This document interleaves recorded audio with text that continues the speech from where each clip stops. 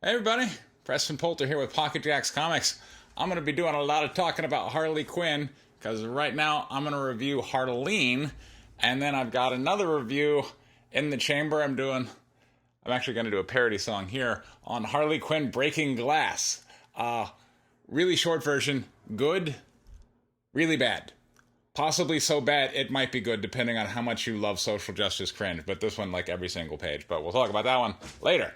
Right now, we're going to talk about Harleen. By the way, if you really like my comic book reviews and like maybe you don't like my other content, I created a special playlist just of the comic book stuff. So you can click on that and then you can just see my comic book stuff. So, Harleen, this is done by Stjepan Sejic, who I am familiar with his work in Sunstone.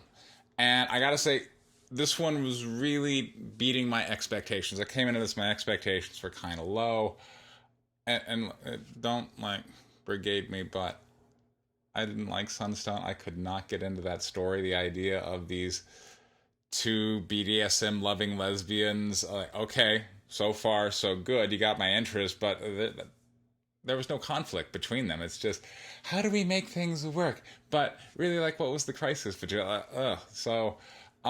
I didn't particularly like Sunstone, and I came into this one thinking probably not going to be very good. But Stefan certainly, like, he beat my expectations. I'm just going to tell you right now, I'm recommending this one. I recommend you go out and pick it up. One of the things I also like about it is he did both the art and the writing, and so that means that the artwork you see on the cover is, like same style all the way through. So you don't have to worry about the bait and switch of where, oh, you got, Scott Campbell doing the cover of Catwoman, but the interior is not so good. Stjepan Sejic, it's really good. And we'll get into it in a minute. But I used to do, very back in my early days, I would do comic shows with my then inker who became editor, Diana Greenhalgh, who has since gone off to work on her own. But she can draw. And a lot of people would come up to her and, request her to do sketches on sketch covers or in their sketchbook or whatnot. And Harley Quinn was a very popular request. And also, from sitting with her, I can tell you, most men, requested Harley Quinn. And then this was a question that Diane would have to go through is, okay, how big are we going for here? Because the character of Harley Quinn is not particularly chesty. If we look at the original DC cover, she's fairly modest in the chest department, and I think that's fine. And I applaud. I felt like they were kind of staying true to the character in Suicide Squad. We got Margot Robbie's, I think that's how I pronounce her name. I think that's just fine, perfectly appropriate. But when men were requesting the sketches, they're just inevitably just big knee hangers. Oh, failed. Guys, Oh my god. She don't need knee hangers. She doesn't. And so, Stefan, and I was wondering. I got to say, this was the number one question on my mind when I opened this. Is going to be, how big are them boobs? Does she got some Tigo bitties? No, she doesn't. I think stuck very much with the character, and I'm glad to see that because look, not to say I don't like big boobs, like. Big fan. But at the same time, I've been with a lot of women, and I gotta say, I really enjoy a variety. I enjoy a variety. And there's no reason to force some kind of bizarre uniformity where everybody needs knee hangers. You just don't need it. So, anyway. And I should go ahead and add while I'm on the topic. This is Black Label. So, we may be seeing Harley Quinn's pair here coming up at some point, but there's no nudity in book one. All right, so let's get into it. We're sticking very close with the origin of the character, going back to the Batman animated series, where she is the Joker's psychiatrist. So we start off, and Stefan does a great job with the atmosphere and kind of the premonitions.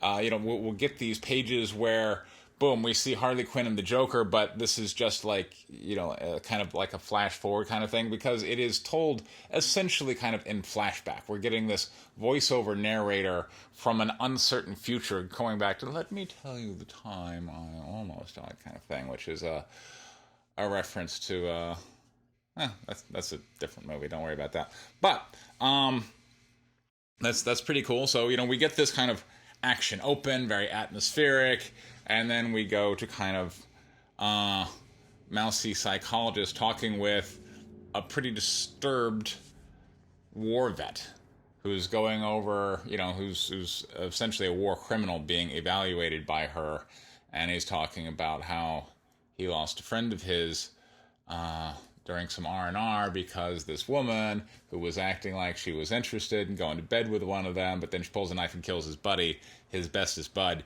and then he kills her, and then from that moment forward, like, he just snapped. And again, the Joker theme is always kind of the gateway to madness. Like gravity. All it takes is a little push. And we're seeing right here, like, this guy, he's stable, he's got it together, he's a soldier, and then the push happens, and then pretty soon he's a war criminal because it's now us and them. Bad things happen with us and them. Just FYI, that's why I try and avoid it. Word to the wise. But then, all right, then we're here with Harleen Quinzel. And I like that, we see in her backstory that back when she was in grad school, she had an affair with a professor, which was discovered. And then people started calling her Harley because they're like, all the professors have ridden her. Good one, Stefan. I like that.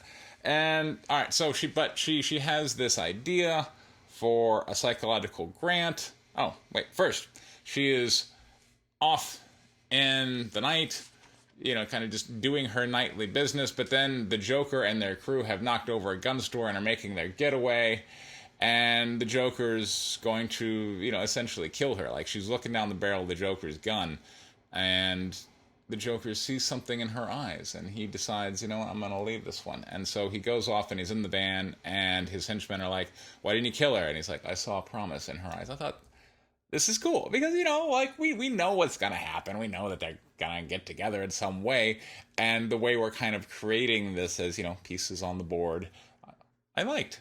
And then Batman shows up, and they have this really cool fight, because I can't really think of a whole lot of times where we're seeing a fight between the Batman and Joker, and the Batman and Joker are not the focus. It's instead we're spending time with her, who's kind of running away from the battle, but at the same time she's kind of paralyzed and fear/fascination, and the Joker and Batman are fighting in this smoke cloud, and it's very atmospheric, where you're just kind of seeing flashes of Batman and Joker and Punchy and whatnot.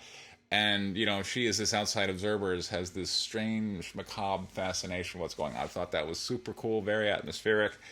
And this page right here I thought was cool, where she's looking down the barrel of the gun, and we're seeing in the back are like her backstory. Like, I never even thought about doing that. Like, yeah, Stefan's giving me some ideas. So I think we're seeing kind of an experienced writer flexing his muscles, and the result is good.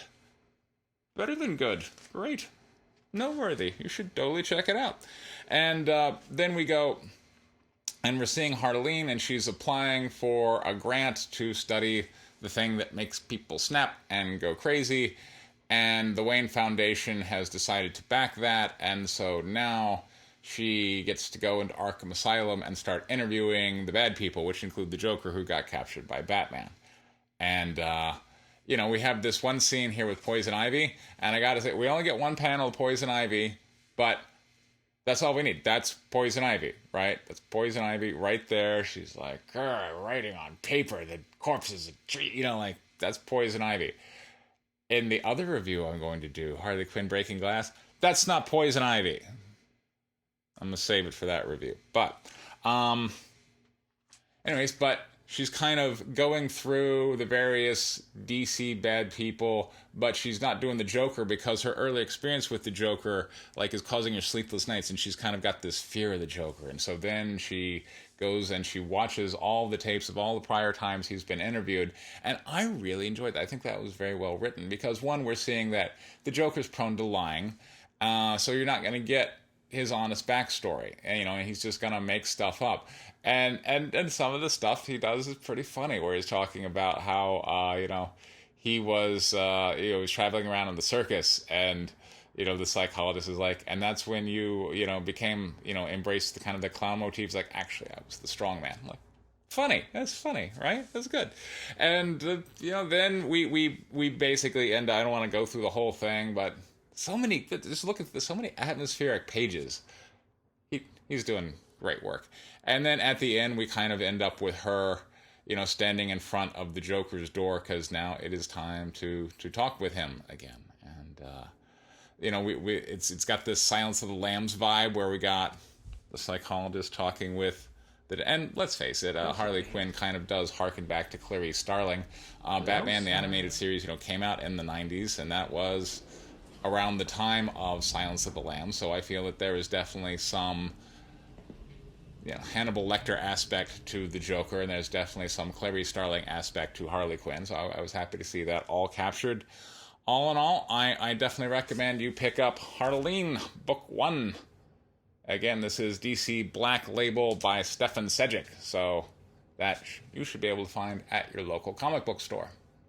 In other news, I am gearing up for the Kickstarter for White Lily issue 4. I have completed the sending out all the orders for both the Indiegogo and the Kickstarter. Now I just have to put my campaign together, so watch here for more details. That will be coming up. This has been Preston Poulter with Pocket Jacks Comics. Thank you very much for your time. Take care.